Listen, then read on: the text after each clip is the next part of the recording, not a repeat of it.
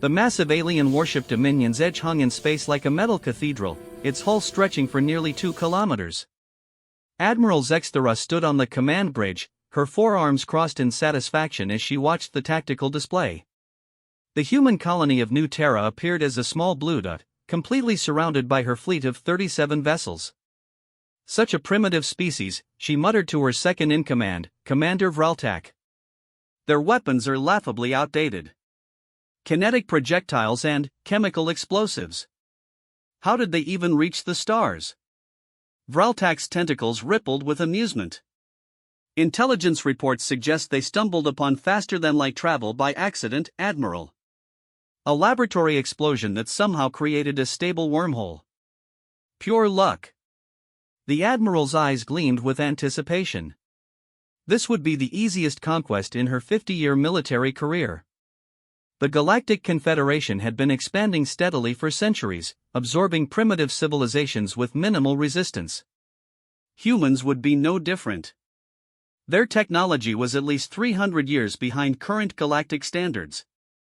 Begin the standard intimidation protocol, Admiral Zexthera ordered. Open communications with their largest settlement. The viewscreen flickered to life, showing a modest human command center. A middle-aged man with graying hair and tired eyes appeared on screen. He wore a simple military uniform with minimal decorations. "I am General Marcus Chen of the New Terra Defense Force," the human said calmly.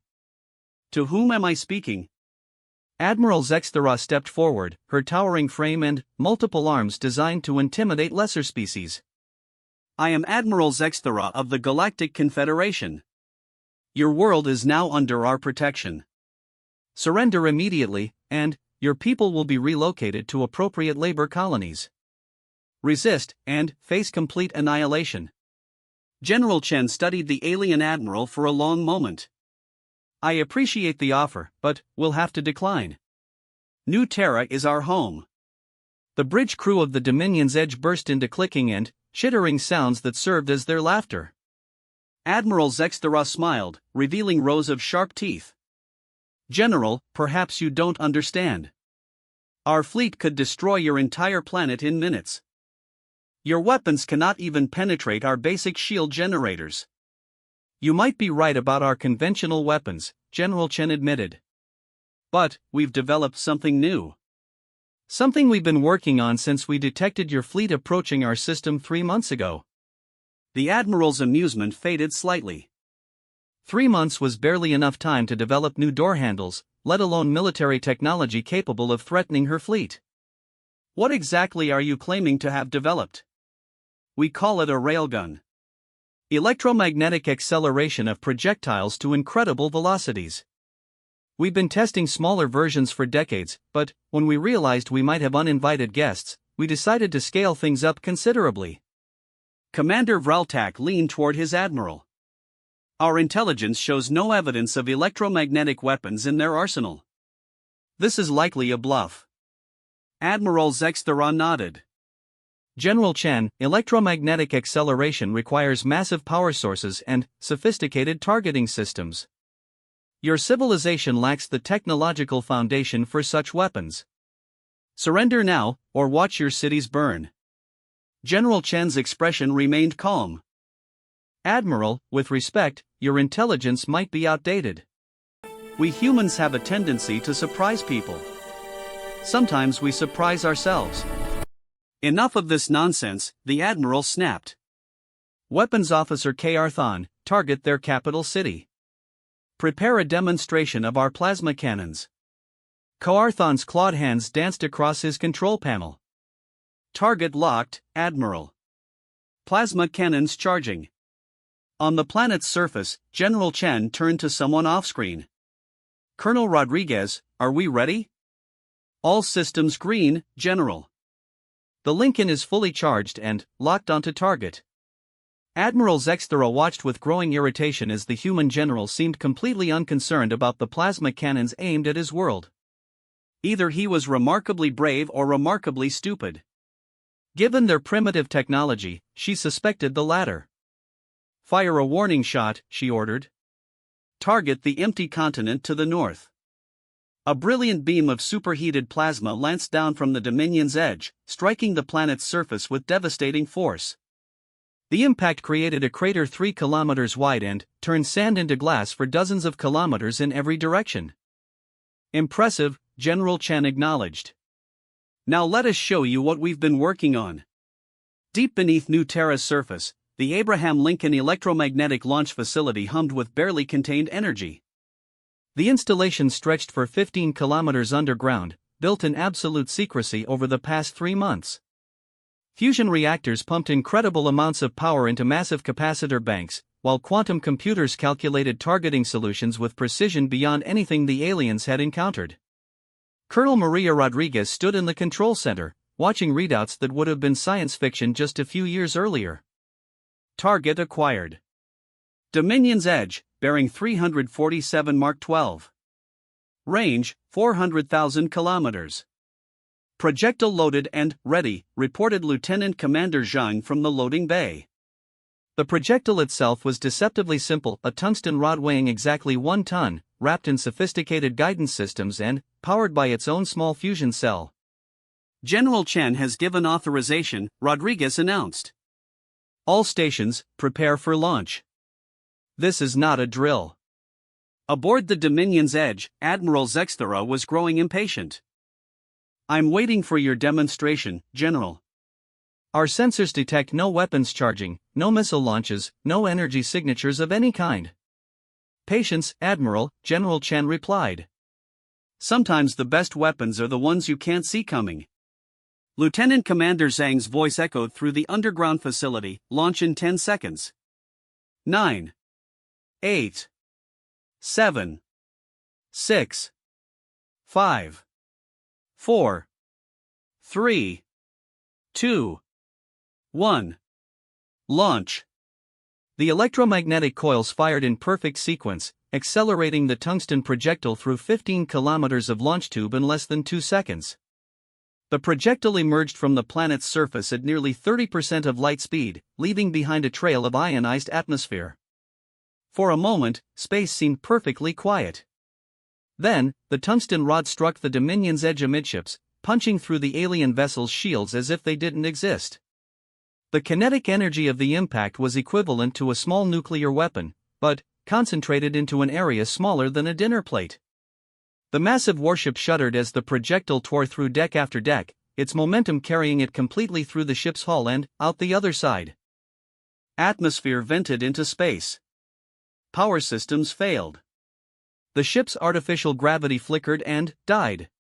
Admiral Zexthera picked herself up from the deck, her forearms shaking with shock and fury. Damage report, she screamed. Hull breach on decks 15 through 23, K'Arthon reported, his voice trembling. Primary power offline. Life support failing on 7 decks. Casualties estimated at 3,000. The Admiral stared at the viewscreen in disbelief. The human general's expression hadn't changed. He looked like someone who had just performed a routine maintenance check. That was our smallest railgun, General Chen said conversationally. We have 12 larger ones. For the first time in her 50-year military career, Admiral Zexthera felt genuine fear. The emergency klaxons aboard the Dominion's edge wailed like dying animals as damage control teams rushed through the corridors. Admiral Zexthera clutched the command rail with 3 of her 4 hands, her mind struggling to process what had just happened. In 5 centuries of galactic conquest, no primitive species had ever damaged a Confederation warship. Admiral, Commander Vreltak's voice cracked with panic. Engineering reports that whatever hit us passed completely through our quantum shields. Our defensive systems didn't even register the projectile until impact. Zexthera's training kicked in despite her shock. How fast was it moving? Weapons Officer K'Arthon checked his instruments twice before answering. Preliminary calculations suggest this is impossible, nearly 100,000 kilometers per second. The bridge fell silent except for the emergency alarms. Such velocity was beyond anything in their experience. Even Confederation weapons platforms, with their advanced plasma acceleration technology, could barely achieve 10% of that speed. On the viewscreen, General Chen waited patiently. Admiral, I hope that got your attention. We'd prefer to resolve this peacefully. You fired a kinetic projectile at 30% light speed, Zexthera whispered. That requires energy output equivalent to a stellar power plant. We're quite good with fusion technology, General Chen replied. Necessity breeds innovation. When you spend 3 months expecting an alien invasion, you find remarkable motivation to solve engineering problems. Commander Vraltak leaned close to his admiral. Our intelligence was completely wrong. These humans possess weapons technology that shouldn't exist. We need to contact Fleet Command immediately. But Admiral Zexthera's military pride burned stronger than her fear. She had 36 remaining warships, each one equipped with enough firepower to glass a continent. One lucky shot from a primitive species wouldn't end her career in disgrace. Battle stations, she commanded. All ships, converge on the planet. Overwhelming firepower. Turn their world into molten rock before they can fire again. The Confederation fleet moved with practiced precision, 36 warships adjusting their positions for maximum bombardment efficiency. Plasma cannons charged to full power. Antimatter torpedoes loaded into launch tubes. Planet-killer missiles armed their devastating warheads. Deep beneath New Terra's surface, Colonel Rodriguez watched the alien fleet's movements on her tactical display. General, they're repositioning for orbital bombardment. All 36 remaining ships. Understood, Colonel. Are our installations ready? Yes, sir. All 12 primary railguns are charged and locked onto separate targets. We also have 47 secondary installations online. General Chen turned back to the viewscreen. Admiral Zexthera, I strongly advise against your current course of action. Withdraw your fleet, and we can discuss this like civilized beings. The Admiral's fury reached its breaking point. You destroyed my flagship. Killed thousands of my crew. For that alone, your species deserves extinction. Actually, General Chen said quietly, we were very careful to target sections of your ship with minimal life signs. Our sensors are quite sophisticated. The casualties were regrettable but far lower than they could have been. This calm revelation that humans possess sensor technology capable of mapping individual life signs aboard ships 400,000 kilometers away sent another chill through the Confederation bridge crew. What other capabilities were they hiding? Enough! Admiral Zexthera screamed. All ships, commence bombardment. I want nothing left alive on that planet. 36 warships opened fire simultaneously. Hundreds of plasma beams and energy projectiles streaked toward New Terra's surface, enough destructive power to boil away oceans and shatter continents. They never reached their target. The first railgun installation fired from the planet's northern hemisphere, the Washington Linear Accelerator, built into a mountain range and powered by 6 fusion reactors. Its projectile, a 2-ton tungsten uranium alloy rod, reached the Confederation destroyer's swift retribution in 1.3 seconds. The alien ship simply disintegrated. One moment it existed, the next it was an expanding cloud of debris and glowing plasma. The second installation fired 0.2 seconds later. Then, the third. Then, the fourth. Each shot was perfectly aimed, each projectile traveling at velocities that made conventional evasion impossible. The aliens watched in growing horror as their warships died one by one, torn apart by impacts that released more kinetic energy than their own weapons could generate. Evasive maneuvers. Admiral Zexthera shouted, but space combat at these ranges made evasion nearly impossible. Her ships were massive, designed for overwhelming firepower rather than agility. The stellar conquest tried to accelerate away from the planet, but a tungsten rod caught it in the engine compartment, rupturing its antimatter containment system. The explosion lit up space like a small star. The Iron Dominance attempted to hide behind one of the system's moons, but the human targeting computers had mapped every celestial body within light minutes. The projectile curved around the moon using its built-in guidance system, striking the ship's bridge with surgical precision. By the time the 12th railgun had fired, 12 Confederation warships had been reduced to expanding debris clouds. The remaining alien vessels hung in space, their crews too stunned to respond. Status report, General Chan requested calmly. 12 targets eliminated, Colonel Rodriguez reported. No damage to our installations. All remaining railguns recharged and ready to fire. Admiral Zexthera stared at her tactical display in absolute disbelief.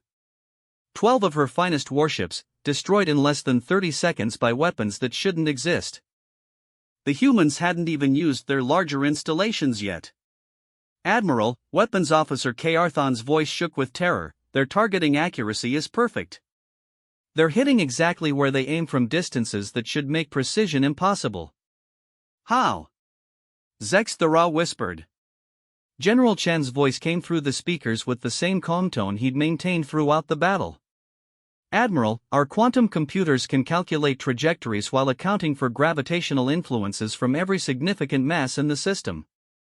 We've had 3 months to map every ship in your fleet, study your movement patterns, and prepare firing solutions. The human general paused, letting that information sink in. We know the exact position of every one of your remaining ships. We have enough charged installations to destroy your entire fleet in the next 60 seconds. The question is, do we need to?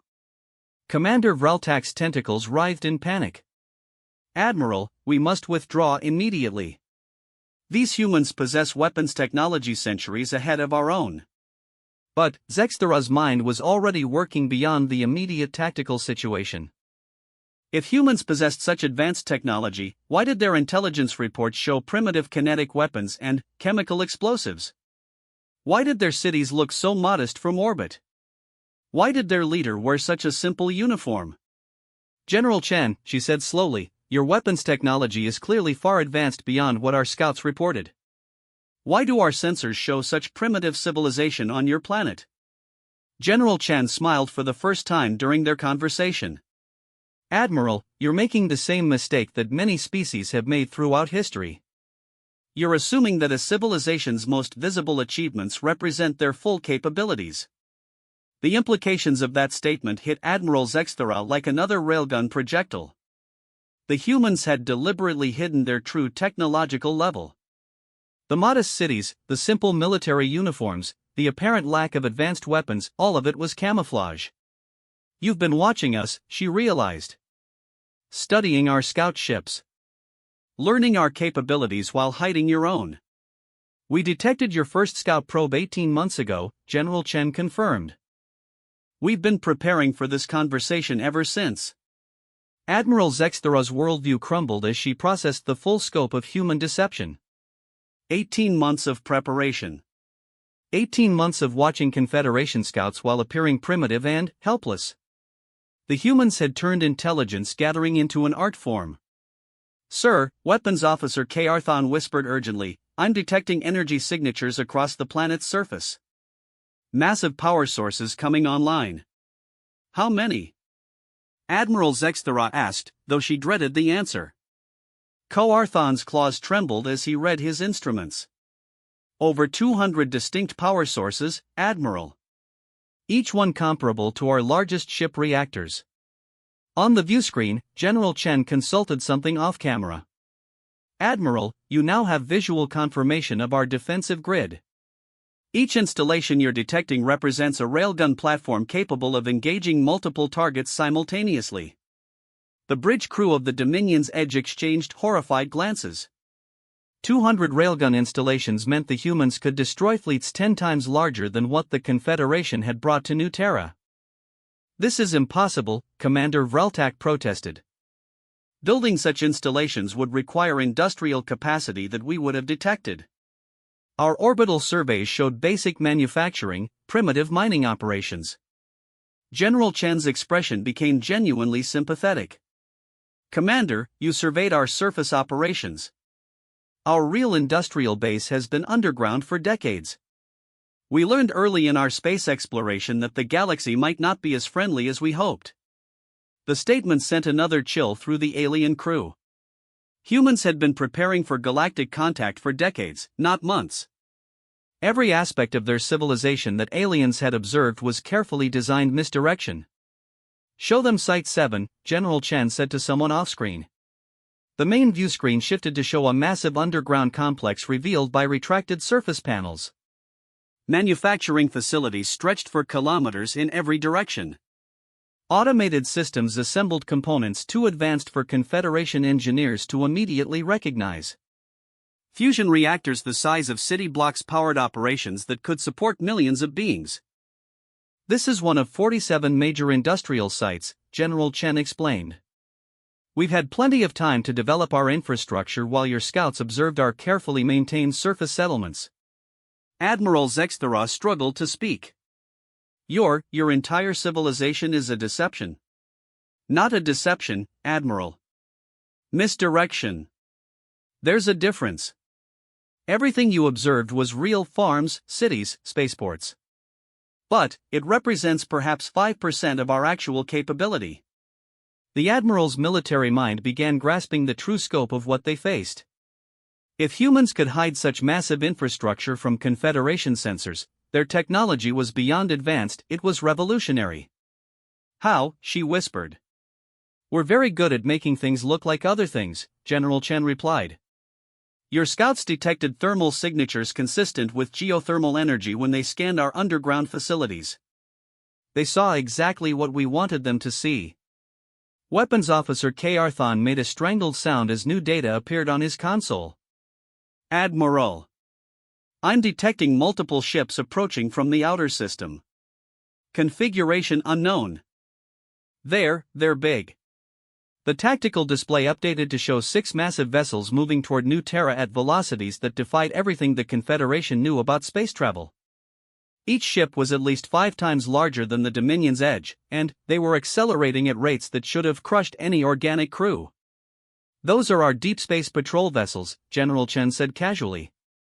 They've been monitoring your fleet since you entered our system.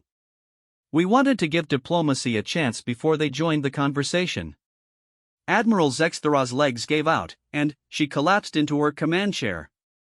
6 ships larger than anything in the Confederation fleet, equipped with technology that made her weapons look like stone tools. The humans could have destroyed her entire force before the first shot was fired. Why? She gasped. Why let us attack? Why reveal your capabilities at all? General Chen's expression grew thoughtful. Because, Admiral, we've been watching galactic politics for some time. The Confederation conquers primitive species because no one stops you. Someone needed to provide a demonstration that expansion isn't always profitable. The implications struck the alien crew like physical blows. Humans hadn't just prepared to defend themselves, they'd engineered a scenario to send a message to the entire galaxy. You wanted us to attack, Commander Vreltak realized. You wanted witnesses. We wanted to establish very clear parameters for future contact, General Chen confirmed. Your fleet represents the largest force the Confederation has ever sent against a single world. Every major galactic power will want detailed reports about what happened here. Admiral Zexthera's mind raced through the political ramifications. News of this disaster would spread throughout Confederation space within weeks. Other species would learn that humans possess technology capable of destroying entire fleets. More importantly, they would learn that humans were willing to use such technology. What happens now? She asked quietly. That depends entirely on your next decision, Admiral. You can withdraw your remaining ships and report honestly about what you found here. Or you can continue fighting and discover exactly how advanced our weapons technology really is. The 6 human patrol vessels had moved into formation around the Confederation fleet. They made no threatening gestures, but their presence was intimidating beyond words. Each ship bristled with weapons systems that the aliens couldn't even identify. Admiral, K. Arthon reported, the human ships they're scanning us. Detailed internal scans. They know our ship layouts better than we do. The revelation that humans could see through Confederation hull armor with casual ease was the final breaking point for Admiral Zexthera's confidence. Her ships were completely vulnerable to weapons they couldn't understand, deployed by a species they had catastrophically underestimated. Open a channel to the fleet, she ordered. All ships, prepare for immediate withdrawal. A wise decision, General Chen acknowledged. Admiral, before you leave, there's something else you should know. The view screen shifted to show a star map of the local galactic region. Red markers indicated Confederation worlds and fleet positions. Green markers showed something else entirely, dozens of star systems that aliens had never suspected of harboring advanced civilizations. "We're not alone out here," General Chen said. "Humans have been making friends for quite some time. Species that prefer to avoid Confederation attention have found common cause with us." The map showed a network of hidden alliances spanning hundreds of light years. Advanced civilizations that had chosen concealment over confrontation, working together to monitor and limit Confederation expansion. Admiral Zexthera studied the display with growing horror. "A shadow coalition. Think of it as a neighborhood watch program," General Chen replied. "We keep an eye on aggressive expansion and intervene when necessary." "Your attack on New Terra was a field test of our intervention capabilities." Commander Vraltak's tentacles writhed frantically. "Admiral, this changes everything. If humans have allies with similar technology, then the balance of galactic power just shifted dramatically," Admiral Zexthera finished. The Confederation's expansion had been based on technological superiority over individual worlds. Against a coordinated coalition of advanced civilizations, that superiority evaporated. "We'll be monitoring Confederation activities more closely from now on," General Chen warned. "Unprovoked attacks against developing worlds will be met with appropriate responses. I trust that message will reach the right people." The Admiral nodded numbly. Her career was over, but perhaps that was a small price to pay for avoiding a war that would destroy the Confederation entirely. "Retreat coordinates laid in," Arthon reported. "All ships ready for immediate departure." "Admiral," General Chen said as the communication began to close, "tell your superiors that humans are interested in establishing proper diplomatic relations. We have much to discuss about the galaxy's future." The Confederation fleet departed New Terra in complete silence, their formation ragged and demoralized. Admiral Zexthera sat in her damaged command chair, watching the human patrol vessels escort her ships to the system boundary. The aliens maintained minimum safe distance, acutely aware that any aggressive move would result in immediate destruction. 3 weeks later, Admiral Zexthera stood before the Galactic Confederation High Council in chains. The ornate chamber housed representatives from 47 species, all of them staring at her with expressions ranging from disbelief to fury. Her military decorations had been stripped away. Her rank insignia removed. She wore the simple gray uniform of a disgraced officer facing court-martial. "Explain to this council," demanded High Chancellor Mordeth, his crystalline form glowing with barely contained rage, "how you managed to lose 12 warships to a primitive species armed with kinetic weapons." Admiral Zexthera had rehearsed this moment during the long journey home, but standing before the most powerful beings in the galaxy made her throat constrict with fear. "The humans are not primitive, Chancellor. Our intelligence was completely wrong." "Impossible," snapped General Yarthok of the War Ministry. "Our scouts conducted thorough surveys. Chemical rockets. Metal projectiles. Basic fusion reactors. Prestellar technology at best." "The humans showed us what they wanted us to see," Zexthera replied. "Their real technological capability exceeds our own by centuries." The council chamber erupted in angry chittering, roaring, and electronic protests. High Chancellor Mordeth's form flared brighter as he called for order. "You expect this council to believe that a species we classified as level 2 primitive somehow developed weapons capable of destroying our finest warships?"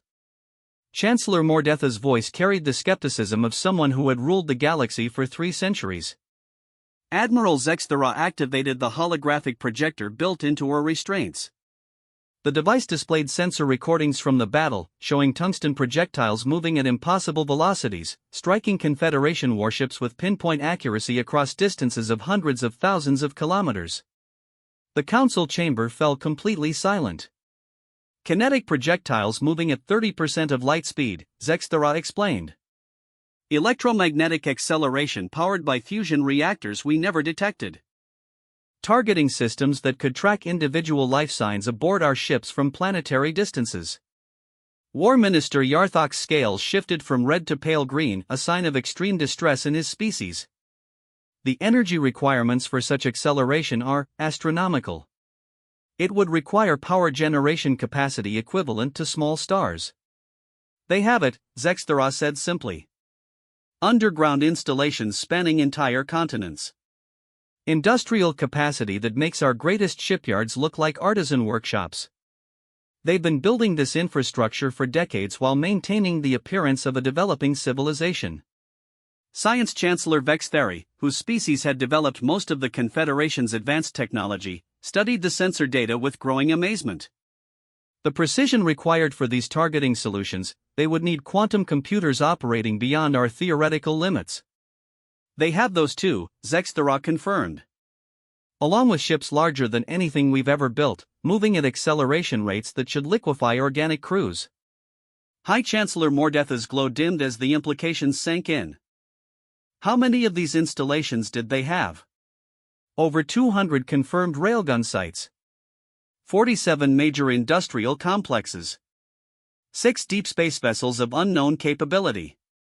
Admiral Zexthera paused, then delivered the information that would reshape galactic politics forever. And allies. Dozens of species we never knew existed, all possessing similar technology levels. The chaos that erupted in the council chamber took 20 minutes to control.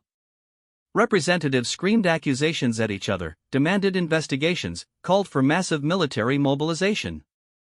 Several species delegates activated emergency communication systems, contacting their home governments with news that would trigger panic across hundreds of worlds. Order! High Chancellor Mordeth's form blazed with energy that made the chamber's light seem dim by comparison. Explain these allies. Admiral Zexthera had dreaded this part of her report most of all. The humans revealed the existence of a shadow coalition. Advanced civilizations that chose concealment over expansion. They've been monitoring our activities for decades, preparing for intervention if necessary. War Minister Yarthok's color shifted to deep purple. How many species? What territories? Unknown exact numbers. Their star chart showed influence spanning several sectors. Hundreds of systems we believed empty or primitive. Zexthera met the War Minister's gaze directly. They've been letting us expand until now because we weren't threatening their core interests. That's changed. Science Chancellor Vextheri's mechanical appendages clicked rapidly as she processed data. This explains several anomalies we've detected over the years. Energy signatures that didn't match natural phenomena. Subspace distortions in supposedly empty systems. We attributed them to equipment malfunctions. They were watching us, High Chancellor Mordeth said quietly. Studying our capabilities while remaining hidden. The implications cascaded through the chamber like a shockwave. The Confederation's expansion had been based on the assumption that they possessed superior technology and military capability. If dozens of advanced civilizations had been deliberately avoiding contact while building defensive alliances, the balance of galactic power was completely different than anyone had imagined. What did they want? Chancellor Mordeth asked. Diplomatic relations, Admiral Zexthera replied. They're willing to establish formal contact and discuss the galaxy's future. But unprovoked attacks against developing worlds will result in military intervention. War Minister Yarthok's scales turned black with fury. They're threatening us? They're setting boundaries, Zexthera corrected. General Chen was very clear that they have no interest in conquest. They simply want aggressive expansion to stop. The chamber fell silent again as the council members absorbed the reality of their situation. The Confederation could continue its expansion policies and face a war against technologically superior opponents, or they could accept the new galactic order and learn to coexist with civilizations they had never suspected existed. 3 months later, Ambassador General Chen stood in the same council chamber, wearing a simple blue uniform that had become famous throughout Confederation space. The first human to address the Galactic Confederation received a reception that mixed curiosity, fear, and grudging respect. Honored representatives, General Chen began, his calm voice carrying easily through the chamber's acoustic systems. We come here not as conquerors, but as neighbors seeking to establish proper relationships. The human ambassador gestured to the holographic display that showed the Shadow Coalition's true extent: 43 advanced civilizations spanning over 300 star systems. We've been content to remain hidden while the Confederation expanded into uninhabited regions. But attacks against developing worlds cross a line we cannot ignore. High Chancellor Mordeth's form maintained a neutral glow as he responded. What are your terms for coexistence? Simple: respect for sovereign territory and the right of developing civilizations to mature without external interference, General Chen replied. In exchange, we offer technology sharing, scientific collaboration, and mutual defense agreements. War Minister Yarthok's scales shifted to curious yellow. Technology sharing? General Chen smiled. Our medical advances could extend lifespans for most Confederation species by centuries. Our manufacturing techniques could provide abundance that eliminates resource-based conflicts. Our computational systems could solve problems that have puzzled galactic science for millennia. The offer was breathtaking in its scope. Advanced civilizations rarely shared their technological advantages, preferring to maintain superiority over potential rivals. The humans were offering partnership instead of domination. Science Chancellor Vexthery's appendages clicked with excitement. In exchange for what? Peace, General Chen said simply. An end to conquest-based expansion. Respect for the rights of all sentient species to determine their own development paths. A galaxy where cooperation replaces domination. 6 months later, the new Terra Accords were signed by representatives from over 200 galactic civilizations. The document established the first truly democratic galactic government, with advanced species mentoring developing worlds rather than conquering them. Admiral Zexthera, her rank restored and her record cleared, served as the Confederation's first ambassador to the Coalition of Hidden Worlds. Her flagship, rebuilt with human assistance, patrolled the galaxy not as a conqueror's vessel but as a protector of the peaceful civilization that had emerged from humanity's Railgun demonstration. The galaxy had learned that sometimes the most powerful weapons were the ones that prevented wars rather than started them. And, in the end, that lesson proved more valuable than any technology the humans could have shared.